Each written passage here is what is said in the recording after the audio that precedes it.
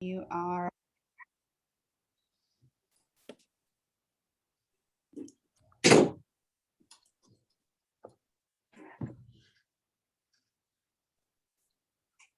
Good morning. Welcome to THSCA and UIL monthly webinar. Excited to have you join us today. Really appreciate you taking time to join us. For a lot of you, it's the last week of school, and that in itself is something to be celebrated. And having the ability to join us today in a crazy busy week. Hopefully it is your last week. Maybe you got out last week. There's a few that are going to extend into next month, and good luck to those, but appreciate you guys joining us today. It's been a long 15 months of dealing with COVID-19 and the protocol, and we commend you for all the things that you've been able to do and the way you've handled this as coaches, as leaders, for your staff, for your kids, for your admin, for your community, and it's been a long 15 months.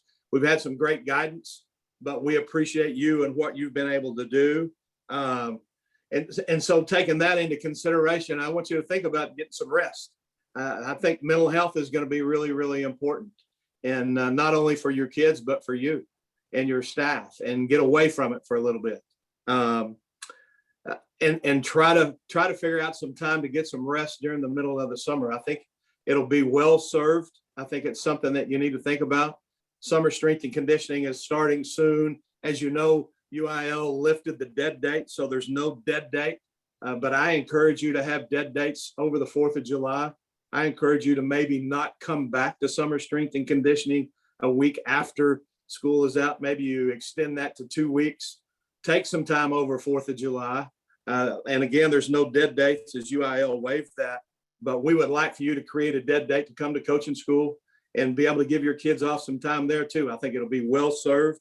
A longer break this summer with your summer strength and conditioning is something you ought to take into consideration. But I wanted to thank you for all the things that you've done the last 15 months. And you're to be commended and to be celebrated, and we appreciate it.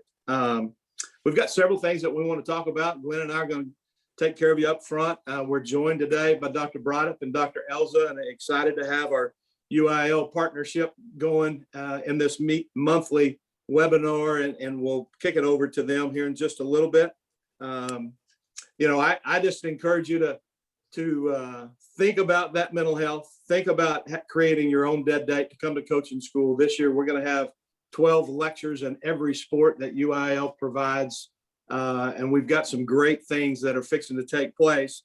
And I bring that up because Texas Coach was mailed over the weekend. You should have received your copy. If not, it should land in your mailbox today or tomorrow. In that, Texas Coach is an update on coaching school, and Coach West is going to cover that here in just a little bit and talk about all the things that we have coming in July, and the ability to be there without any COVID protocol, without any mask. And Glenn will go over that here in a little bit. Contained in that magazine was a photo of our 12 scholarships winners. We're very proud of our scholarship program that we have. 10 of those 12 scholarships are $2,000. All of these scholarships are for coaches' kids. The other 2 scholarships that are above $2,000, one of them is the Fisher Woodchick Scholarship. That was a special needs kid with one of our employees, Molly Woodchick Fly. And it's in memory of Fisher, and it's $2,005. And then the largest one that we have is our former executive director. He was the number 3. He was the 3rd executive director, Texas High School Coaches Association, Eddie Joseph, and that's a $2,500 scholarship. So our top rated scholarship applicant wins that award, and then the number 2 wins the Fisher, and then the final 10. So we're excited to celebrate that. We have their photos in the Texas Coach along with their parent that is a coach, and we just wanted to celebrate that and make sure that you were able to see who that is, and encourage you, if you have children in the future that are going to graduate, to apply for that scholarship. Another thing that is part of this magazine this month is our academic All-State Awards, and really appreciate the growth that we're having in these awards. appreciate you following those deadlines and meeting those deadlines. So in tennis, we grew by 77 kids from a year ago. In golf, we grew by 152. We had 530 kids, golf athletes, that became academic all-state. In track, we had 1,861. So we grew by 495, most of those in the girls' side. Softball, we had 626 academic all-states, grew by almost 200. And then in baseball, it was 1,369 and grew by 234. So a lot of growth shows that, kids were engaged and academics were important. That gets lost in this protocol and that gets lost in the COVID conversation somewhat, but we're very proud of what our athletes have done and very proud of what our coaches have done in providing guidance for this academic all-state. The last thing that I wanted to talk about really is the Adibus reminder, which is in our magazine. That certification is at $35 if you do it online, but I wanted to remind you that we're providing 2.0, 3 sessions of 2.0 and 1 session of 1.0 at coaching school at no additional cost. And so that's part of coaching school registration. It does not cost you to do that at coaching school, and all football coaches have to be certified by August the 1st this year. So as a reminder, make sure that your staff jumps on top of that and gets on it. You will see now that our legislative session is about to end at the end of this week, that we will start our coaching school promotion. It's in our magazine, but we will continue our coaching school promotion through our social media outlets and all of our platforms. And so stay tuned to that as we are announcing speakers. We're announcing different things that we're doing at coaching school that Glenn will get into in just a little bit. The last thing that I wanted to talk to you about is where we are with the homeschool bill. House Bill 547 by James Frank. As a reminder, this is our 8th year or our 4th session to be in this chess match, basically, with James Frank. And we've been able to beat this back over the years. In February, late February, I testified in the House Pub Ed Committee along with Dr. Harrison, I testified in opposition. Dr. Harrison, as a UIL employee, cannot testify other than as a witness. So that's called testifying on that bill. We've had questions about that and wanted to make sure that everybody understood why he was there and what he was doing, that he was not testifying for or against. That's part of the process with UIL, where they bring in UIL employees and ask them to be there as a reference. And Dr. Brodop and Dr. Elza can talk to that here in just a little bit. But we were the only association in opposition to this year. Dr. Harrison has done a good job of taking care of his business at the Capitol. And when we left February meeting, we had enough votes to keep it contained in the House. It was not going anywhere. And it stayed that way for about 6 weeks. Late March, Representative James Frank, the author of House Bill 547, elected to create a committee substitute. And within that substitute, it changed the mandated state law to giving the schools the option of local control. So he provided the permissive language that allowed school districts to make their own decision. And that's the reason this bill got legs and moved through the House and was able to pass through there, because our legislators could say, I'm opposed to this bill, I don't agree with this bill, but I'm going to vote for it because I'm going to allow our school districts to make their own decision. So because that language was in there and it was able to pass out of the House, because he got the votes to be able to do it from that standpoint, it went to the Senate. There was a companion bill in the Senate by Senator Paxton. It has local approval, and it also had the residential rule. Senator Paxton removed the TYC amendment that would have allowed juvenile detention centers to have their own teams. And so Senator Paxton removed that amendment, and it has passed out of the Senate. But before it passed out of the Senate, last Friday, they did not have enough votes. And overnight on Friday, going into Saturday, when they reconvened, they found enough votes to suspend the rules and to be able to vote the Senate bill out 16-14. Obviously, this is a disappointing vote for us. Obviously, we feel like this is a direction that could change what UIL stands for in the future.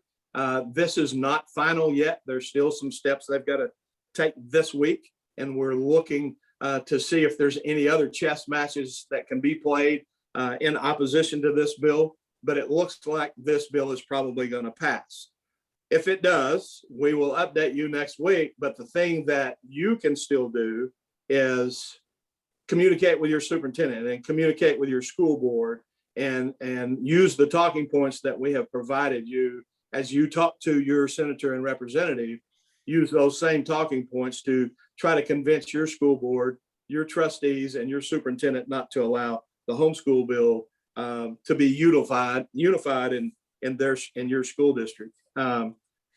There's no doubt that your engagement as coaches and our engagement as an association was stronger this year than the previous 8. And we applaud you and we appreciate your efforts.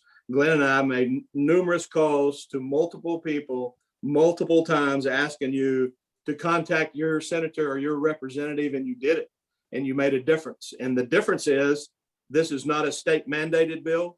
This is local control as the committee substitute allowed. And so there is a small victory in this window. We just need to continue to discuss and talk about where this takes us and what we can do. And you'll hear us begin to talk about at coaching school, our Vote Purple campaign that we presented at UIL Legislative Council a couple of years ago, and talk about Vote Purple and talk about voting for people that keep public schools at the forefront, and that is very important to them. So we will roll that out. You are able to see the vote counts in the House and in the Senate on both of these votes currently on our website, and we will remind you of those as we roll Vote Purple out at coaching school. So I'm going to be quiet, kick it over to Glenn and Coach West. Take it and run with it. Thank you, Joe. I'm going to first talk about a couple of things that we're going to be doing at coaching school that are different, or things that we haven't done in the past. As Joe spoke earlier, each sport, each UIL sport will have 12 lectures in their discipline. So we're very, very excited about that. We think there's definitely a reason to come. Our speakers are the top of their trade. Whether they're high school or college, it's mainly high school, but we do have college mixed in as well. And we have listened to you guys, and we want to get who you want to hear. The whole reason in coming to coaching school and spending money is that you get something out of it. And we certainly want that to happen. And we feel confident that we've been able to put together a great lineup. So that's one thing. As Joe mentioned earlier, we will have several tackle sessions, both with point 1, if you haven't ever taken the tackling certification, and then 2.0 as well.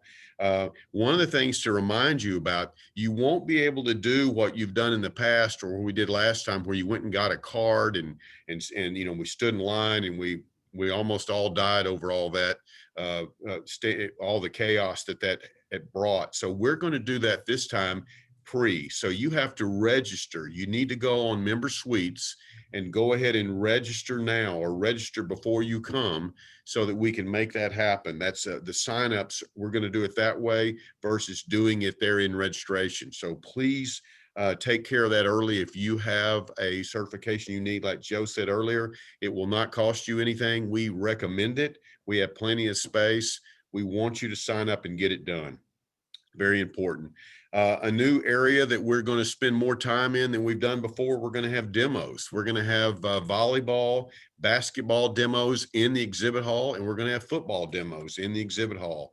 So we have actual coaches coming in and demonstrating. We will have what we think will be very, very popular, and something we're going to spend more time with in the future.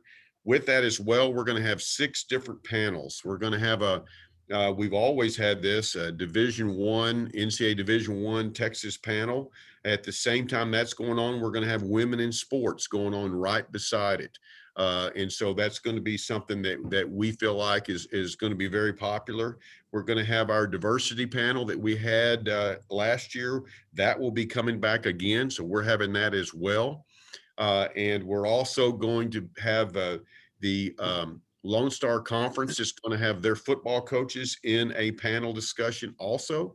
We're also going to have our state basketball champions in a panel discussion, and that's something we haven't done in the past.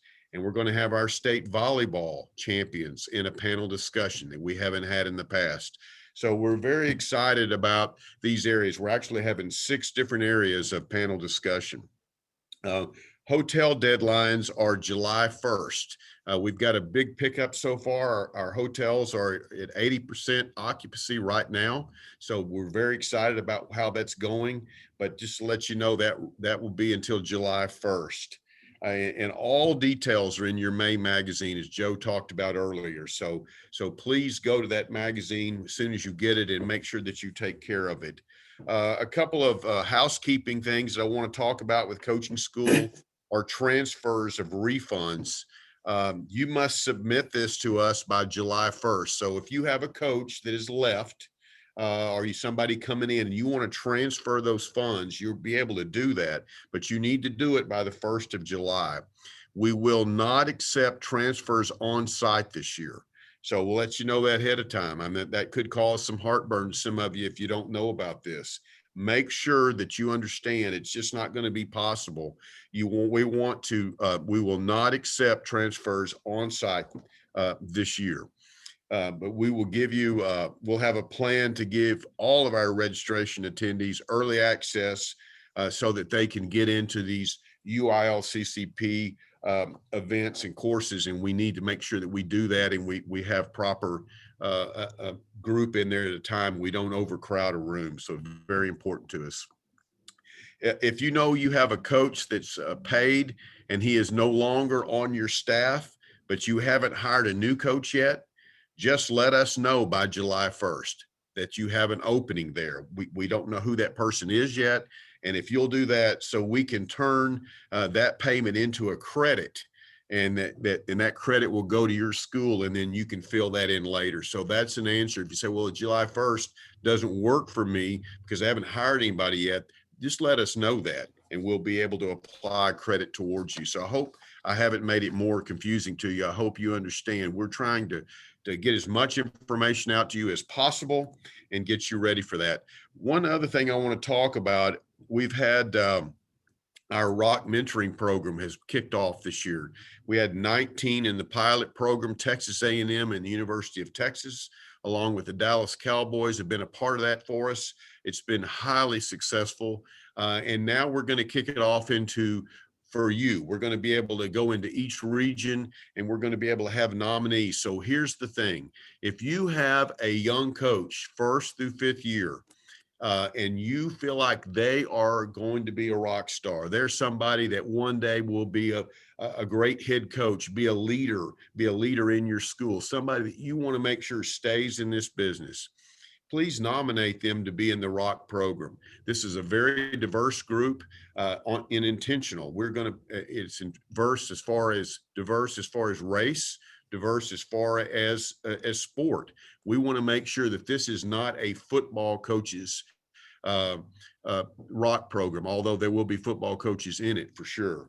So we want to make sure that we touch everybody, all the rock stars that we have. If you have someone that you're interested in being in that program, 1st through 5th year coach, and you feel like they would highly benefit from this, you can register on member suites. You can register on memberships. Go ahead, and you have to be the one that nominates them.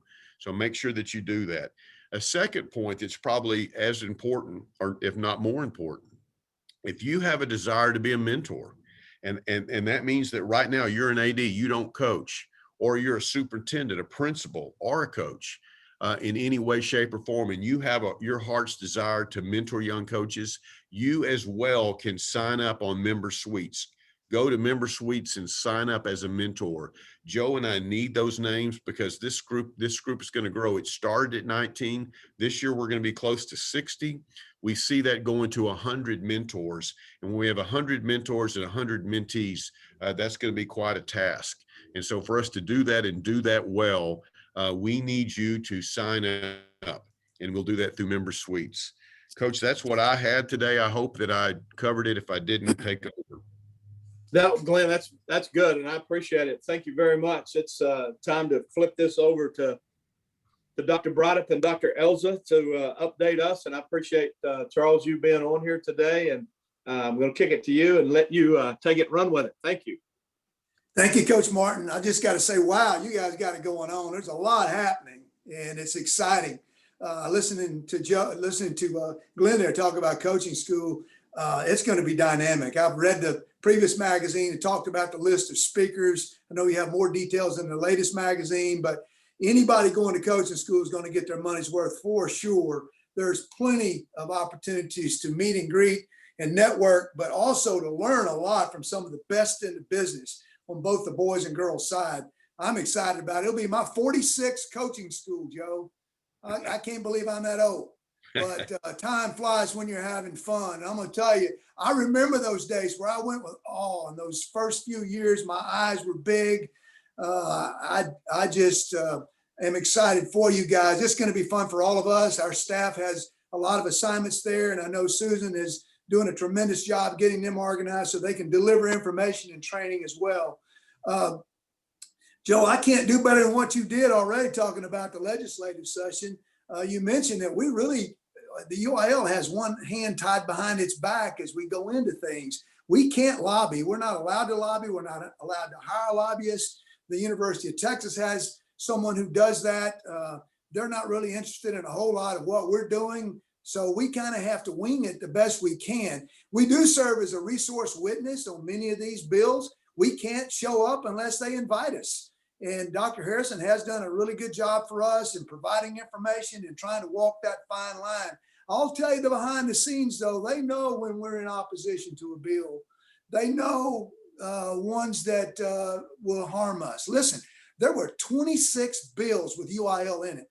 So it's not just a school bill that's on the forefront. There's a lot of things that could be impactful and detrimental to us. So we have to speak up and make sure they understand not just the pros that they want us to lean on, but the cons that happen. The unintended consequences of a bill often are not thought out until they're presented and people start coming forward. People like Joe and Glenn who speak on a bill and passionately portray what this might do to coaches, what this might do to the equity of our competition, what it does for our public schools. Now, I'm a public school guy. I just have to tell you that up front. I know we have two private schools in our league, the two Jesuits, but ever since I've been at the league this is my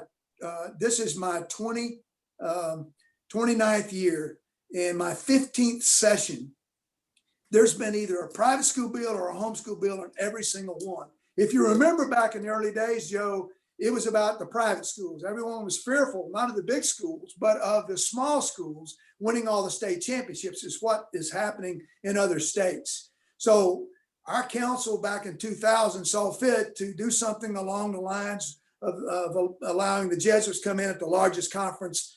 Any private school can come in as long as they come in at the largest conference. So that kind of dissipated. We haven't had a private school bill since that time. But during that time, as you know, TAPS stepped to the forefront. They provided great service to their membership. So we've got a good working relationship with them. But in the meantime, the homeschool bills have ramped up. And as Joe mentioned, James Frank has children who had been in school that wanted to participate. And there has been a lot of discussions about this. And I'll tell you that the members of our legislative council, I don't get a vote. They do get a vote.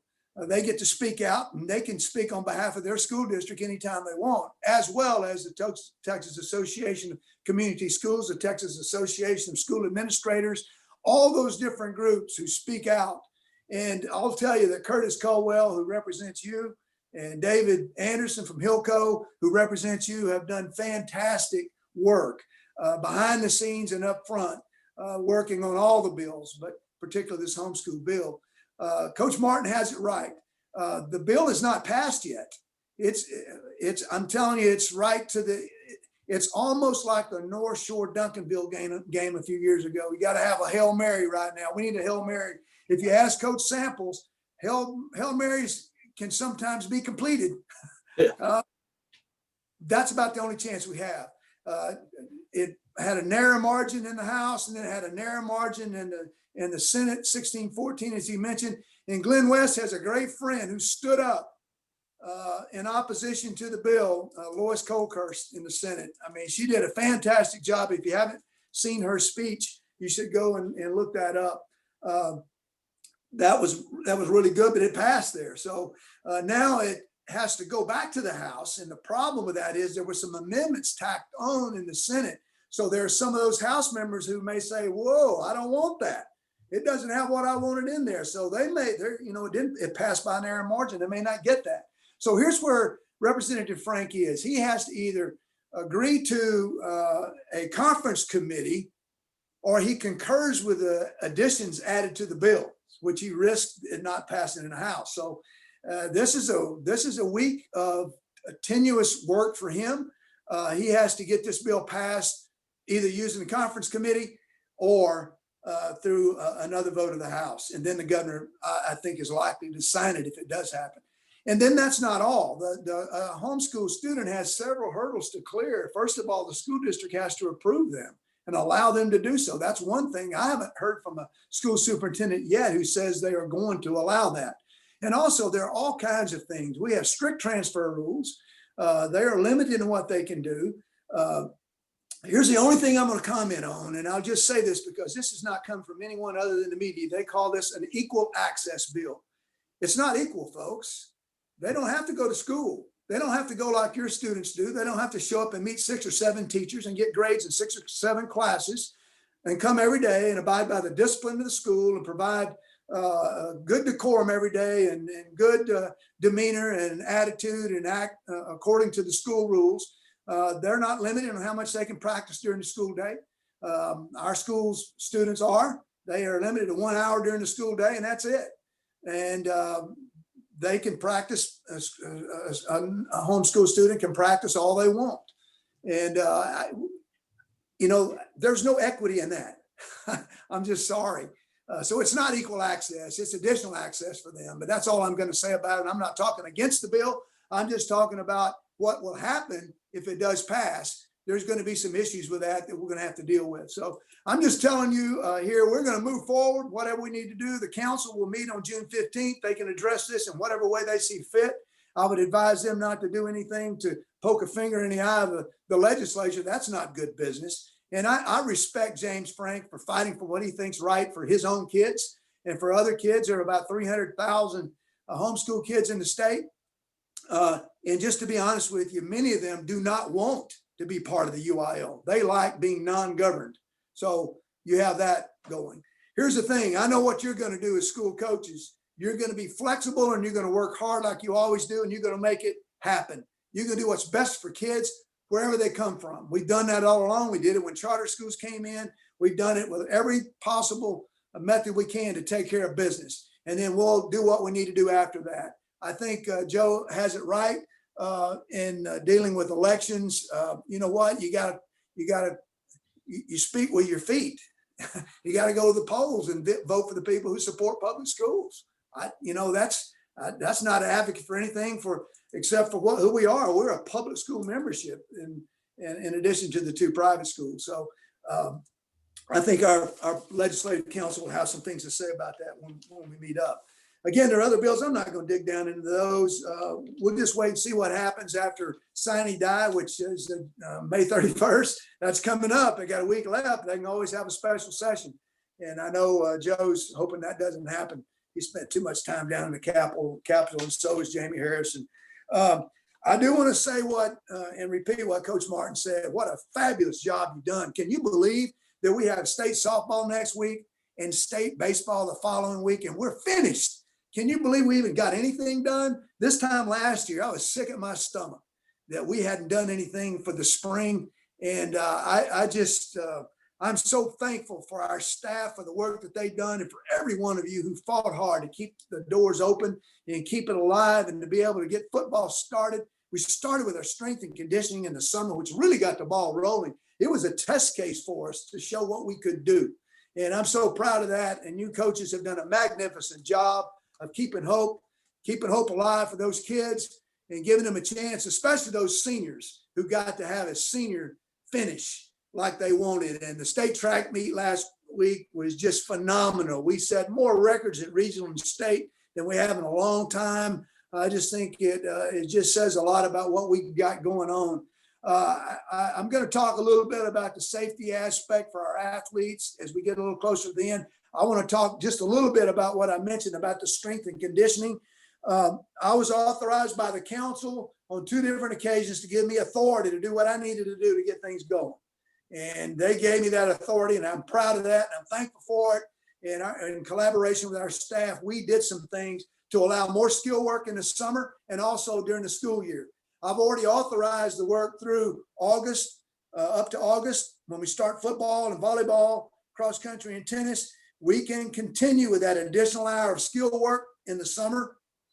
And those ramifications. I think it worked really well. We've got time to memorialize that and codify it in June for the fall. We're going to recommend that as a staff. We believe that it's something that's most helpful. It worked for us. We believe that having our coaches work with our athletes makes more sense than a kid who can't afford to go get the athletes course, the performance course, the Adams course, or a trainer or a quarterback coach. I think this makes this kind of sense that we're imbued with. And the UIL has not ever been really been granted a common sense award, but we believe we're making some common sense now. This just makes all the sense in the world. And I think you'll see some good changes from the discussions from the committee work in June. And I know your Coaches Association is going to represent you well at that meeting as they present proposals that come from your committees. So again, that takes care of the summer. You're good to go with the summer. You already have your calendar, and then we're going forward with things after the June meeting about what you can do in the fall, and we believe that will be the same. Don't forget, this is R&R year, not rest and relaxation. You need some of that, but we're going to be collecting numbers in October. That's another factor, Coach Martin, Coach West, we've got to talk about. How does the homeschool inclusion impact that, particularly if you're at a small school? When you get 5 or 6 kids in a small school, that makes a big difference, particularly between Division I, Division II.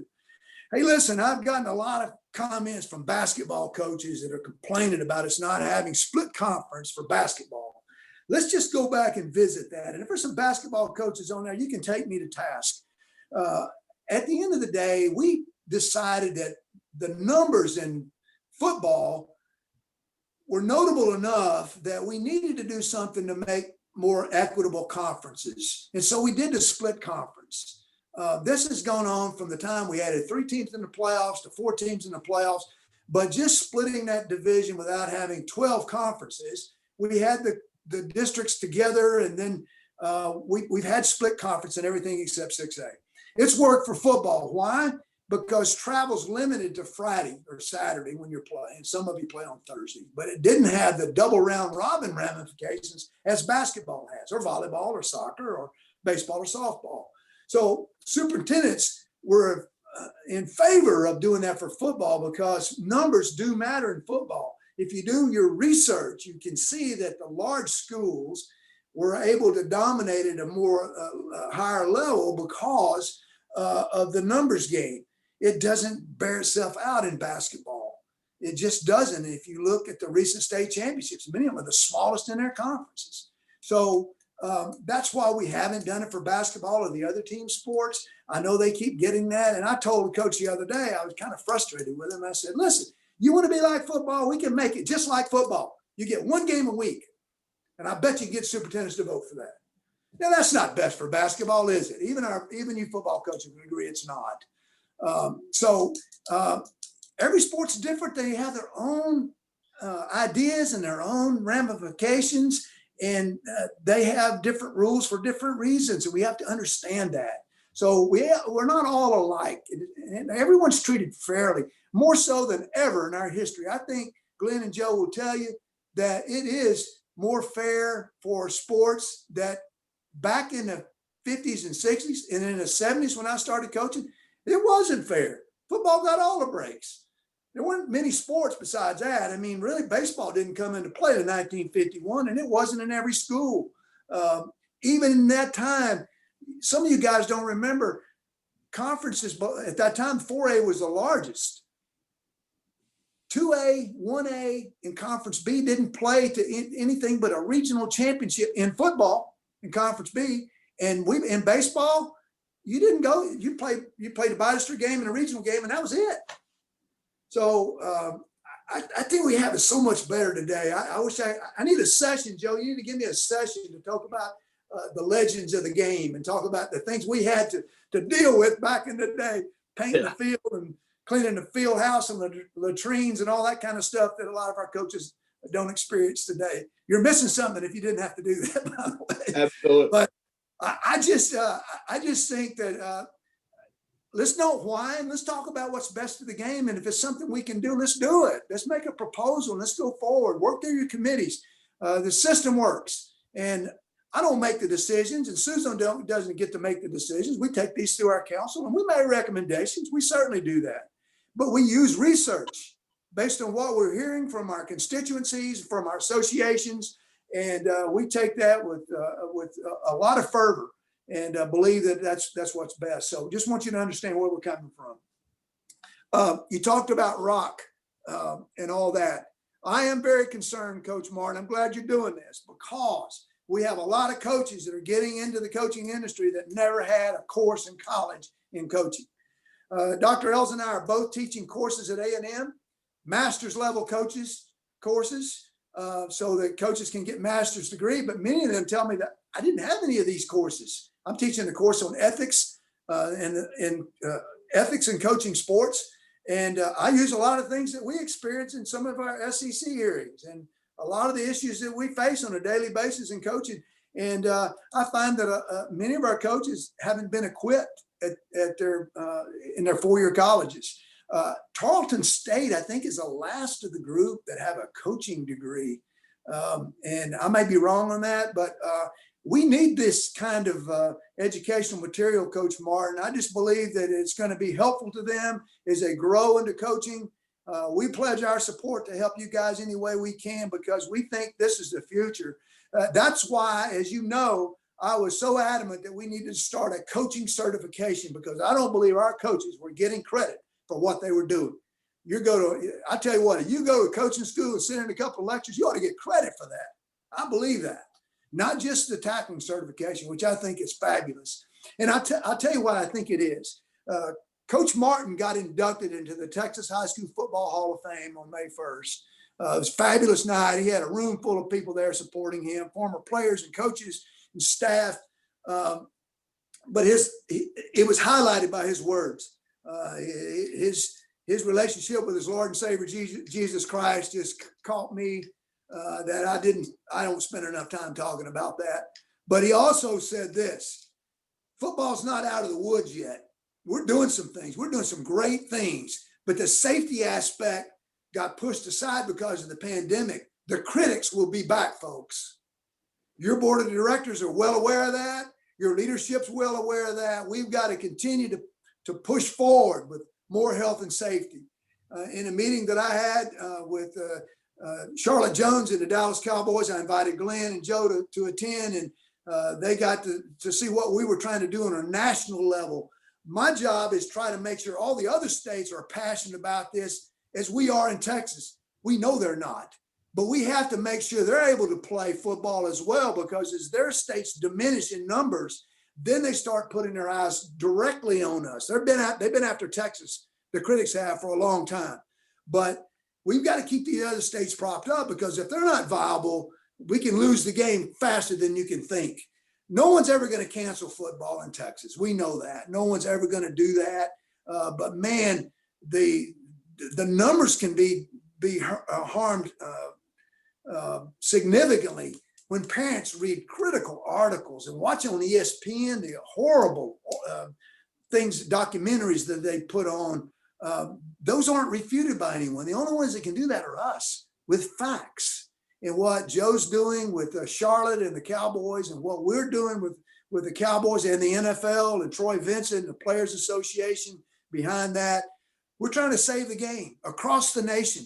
Texas is the leader on that. You just got to know that. Dr. Elza knows it. She knows the place that she's in, and Coach Polk. We're going to fight for you. We're going to fight for the game, not just football, all of it, just as Joe mentioned a minute ago. So that's all I have right now. I'm going to stop. I'm going to give it over to Dr. Elza, and I'm happy to answer any questions anyone might have. Well, Dr. Braddock, I think you need to drop the mic. I mean, you gave it the goods, and it was impressive. I know everybody on here is giving you a standing ovation right now. So I really don't have much to add. I don't know how you follow that act. I do want a couple things that I did want to say. I want to call staff by name, and Dr. Braddock said them, but Dr. Jamie Harrison and Dr. Braddock, y'all, this has been a tough year, and it's not that year that brings you together all the time, because you're going to have differences of opinions, and because you're facing things you've never faced before. We were fortunate to have Dr. Braddock's 29 years of experience on the staff, and Dr. Harrison's 10 years, and my 6 years. We're lucky to have the 4 assistant athletic directors that we have. Brian Polk, our associate athletic director, AJ Martinez, Brandy Belk, Joseph Garman.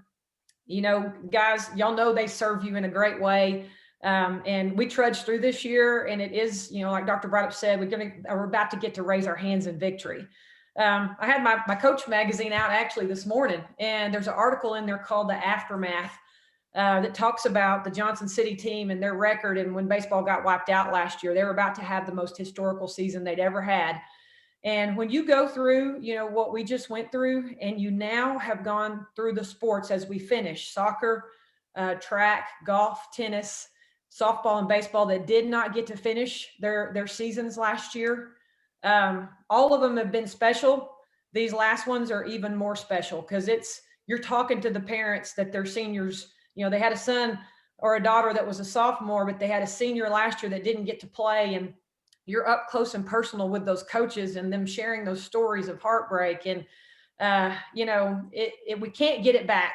I think we did a great job collectively. And when I say we, I mean every school, every coach, every superintendent, every athletic trainer, everybody, every parent. We had to get through this year together, and we're almost to the finish line. And I'm proud to have been a part of it.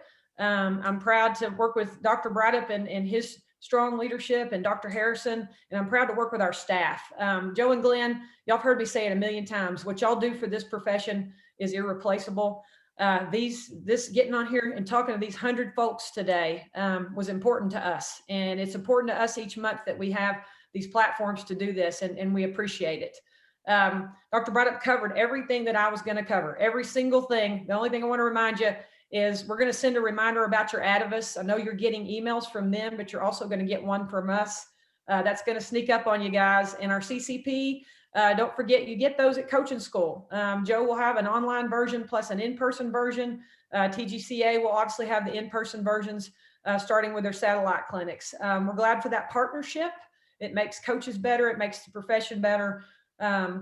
And we look forward to finishing this year and having an even better 2022 and 23. Thank you, everybody, for all that you've done for kids this year. Joe, Glenn, that's all I got.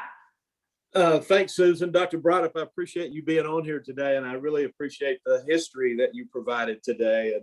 And we get calls all the time about, do you really think this homeschool bill is going to get passed? Do you really think we're ever going to be in jeopardy of an athletic period? Do you ever think that football is ever going to change? And you hit on all that a while ago, that we can't let our guard down. And we have been in the background and the forefront, making sure that athletic period does stay there, that tackling doesn't change, that football is not played differently today because of legislation. We've been in the forefront of that. And I had a conversation this morning about that, and they had no idea that that was out there. And so we don't talk about that a lot. We probably don't talk about that near as much, but it goes back to your comments about CCP and the importance of CCP and how visionary that really is and was and will continue to help us. That is extremely, extremely important in this state so we can operate the way we operate. And we will provide CCP about a week prior to our online, virtually about a week prior to our convention. So you can get your CCP done prior to coming to coaching school. If you pre-register prior to July 1, you're going to get coaching school on demand, all the lectures that you don't have to make a decision. I want to go listen to this person or this person. You can feel comfortable that at 10 o'clock on Sunday or Monday, you can go listen to this lecture because in August, you'll be able to get it on demand. But just covering a lot of things that you talked about, Dr. Elza and Dr. Brodop, I really appreciate y'all's presence today. And it just the impact that we can have playing those chess games sometimes at the Capitol are really, really important. And being able to continue to play and compete in UIL activities the way we do today is very, very important. And we don't want to be like those other states. We want to be like Texas. And when you go testify and you listen to testimony at the Capitol, you know, they talk about, well, there's 36 other states that have homeschools. Well, that they want to be like Texas. We don't want to be like them. And we're fighting to protect that on every turn, every day. So appreciate y'all being on here. Coaches, thank y'all for being on here today. We'll continue to do this monthly. And I think it shows that there's a lot of things going on that it's not a boring meeting at all. So thank you all very much. Tip of the hat, Dr. Brodop, to you and your staff for being able to get us here. We're celebrating the last two state championships and we're fired up.